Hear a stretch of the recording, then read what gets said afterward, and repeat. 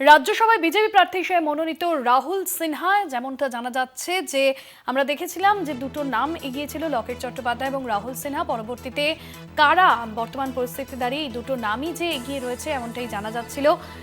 তবে এবার এদের মধ্যে থেকে একজনকে বেছে নেওয়া হতে পারে এমনটাও দলীয় অন্দরে জল্পনা ছিল। আর এবার জানা যাচ্ছে রাজ্যসভায় বিজেপি প্রার্থী হিসেবে মনোনীত রাহুল সিনহা। আমাদের বিশেষ প্রতিনিধি অঞ্জন রায় রয়েছেন আমাদের সঙ্গে ফোন লাইনে। অঞ্জনদা, বর্তমান পরিস্থিতিতে দৌড়ে এগিয়েছিল লকেট চট্টোপাধ্যায়, রাহুল সিনহা, এবং এদের মধ্যে থেকে কাকে বেছে নেবে তা নিয়ে একটা জল্পনা চলছিল। অবশ্যই রাহুল সিনহার নাম সামনে এলো, কি জানা যাচ্ছে? দেখো, রাহুল সিনহা বিজেপির দীর্ঘদিনের রাজ্য সভাপতি ছিলেন। তিনি যুব মোর্চারও দীর্ঘদিনের সভাপতি ছিলেন। ফলে বহু পুরনো দিনের কর্মী রাহুল সিনহা বলতে পারো। এবং দিলীপ ঘোষ হওয়ার আগে রাহুল সিনহা কে তখন বলা হতো যে বিজেপিতে রাহুল সিনহার রেজিম চলে। ফলে নিঃসন্দেহে একটা পুরনো মুখকে বিজেপির কেন্দ্রীয় নেতৃত্ব পার্লামেন্টারি বোর্ড বেছে নিলেন। রাহুল সিনহা এর আগে 11 বার সব মিলিয়ে নির্বাচনে দাঁড়িয়েছেন। সেটা লোকসভার নির্বাচন হতে পারে, বিধানসভার নির্বাচন হতে পারে, কাউন্সিলর নির্বাচন হতে পারে, কিন্তু কোনো নির্বাচনেই তিনি এখনো পর্যন্ত জিততে পারেননি। তাই কেন্দ্রীয় নেতৃত্ব মনে করেছেন যে রাজ্যসভায় তার গুরুত্ব দরকার, এবং তার রাজনীতিতে পশ্চিমবাংলায় বিজেপির যে ভূমিকা ছিল সেই হিসাবেই তাকে পুনরায় এই সিটটা তারা দিলেন বলা যেতে পারে। নির্বাচন আর হবে না, কারণ তৃণমূল 5টা আসনের নির্বাচন, তৃণমূলের পক্ষ থেকে 4জন ডিক্লেয়ার করা হয়েছে এবং একটি আসন বিজেপি পাবে। ফলে আনকন্টেস্টেই 5জন নির্বাচিত হয়ে যাবে।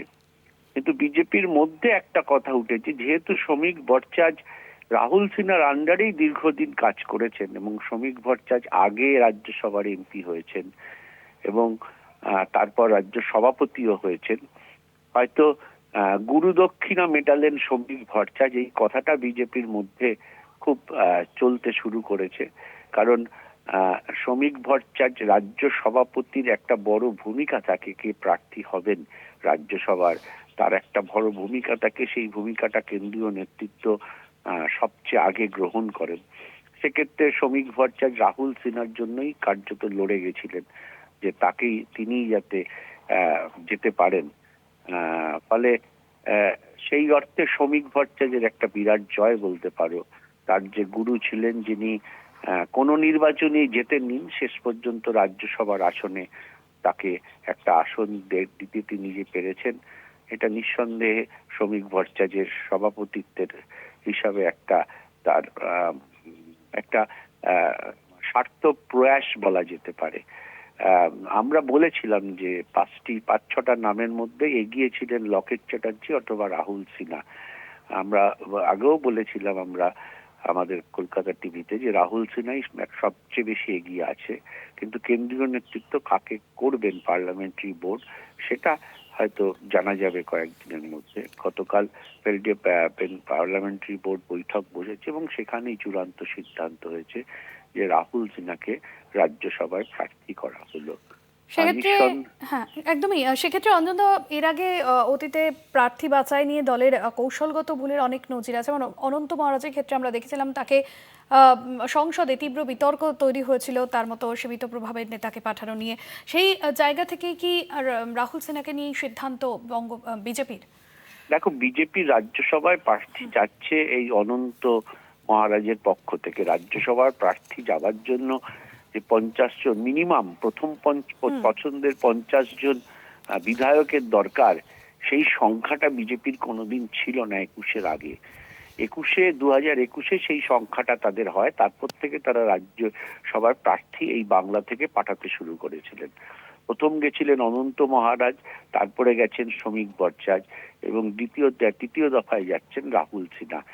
ঠিকই অনন্ত মহারাজ অন্য ইকুয়েশনে বিজেপির কেন্দ্রীয় নেতৃত্ব করেছিল, যা কার্যত পরবর্তী ক্ষেত্রে কাজে লাগেনি, কারণ অনন্ত মহারাজ ধীরে ধীরে ধীরে ধীরে তৃণমূলের সঙ্গে ঘনিষ্ঠতা বাড়িয়েছে।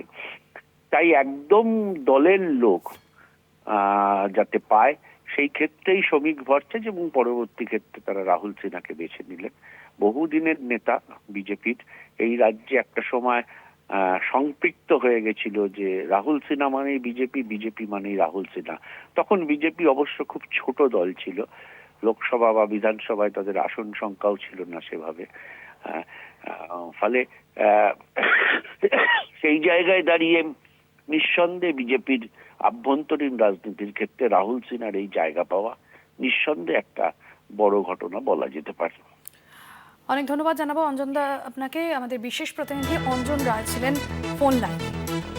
এবং প্রাক্তন রাজ্য সভাপতি রাহুল সিনহাকে রাজ্যসভায় পাঠানোর সম্ভাবনা খতিয়ে দেখা হচ্ছিল এবং এই প্রস্তাবের পক্ষে ছিলেন রাজ্য বিজেপির সভাপতি শ্রমিক ভট্টাচার্য এবং দলের নব্যগোষ্ঠীর একাংশও চাইছিল রাজ্যসভায় মনোনয়ন দেওয়া হোক মিঠুন চক্রবর্তীকে। কারণ হিসেবে তুলে ধরা হয়েছিল তার পূর্ববর্তী সাংসদ অভিজ্ঞতা। তবে তিনি আগে তৃণমূল কংগ্রেসের টিকিটে রাজ্যসভায় গিয়েছিলেন। তবে যেমনটা অঞ্জনদা আমাদের জানালেন যে দীর্ঘ রাজনৈতিক জীবন রয়েছে এবং বিজেপির সঙ্গে তার যে সমীকরণ এবং বিজেপি মানেই একটা সময় রাহুল সিনহা যে সমীকরণ তৈরি হয়েছিল এবং বিজেপির সঙ্গে তার যে সম্পর্ক, সেই জায়গা থেকে এবং বিজেপির একজন নেতা হিসেবে দীর্ঘদিন তিনি দলে ছিলেন, সেই জায়গায় দাঁড়িয়ে এই সিদ্ধান্ত অত্যন্ত গুরুত্বপূর্ণ এমনটাই মনে করা হচ্ছে। রাজ্যসভায় বিজেপির প্রার্থী হিসেবে মনোনীত রাহুল সিনহা এবং যেখানে বিভিন্ন সময় আমরা দেখেছিলাম যে রাহুল সিনহাকে নিয়ে নব্য গোষ্ঠীর তরফে সমালোচনা হয়েছিল। তাদের বক্তব্য ছিল যে নির্বাচনী সাফল্যের নিরিখে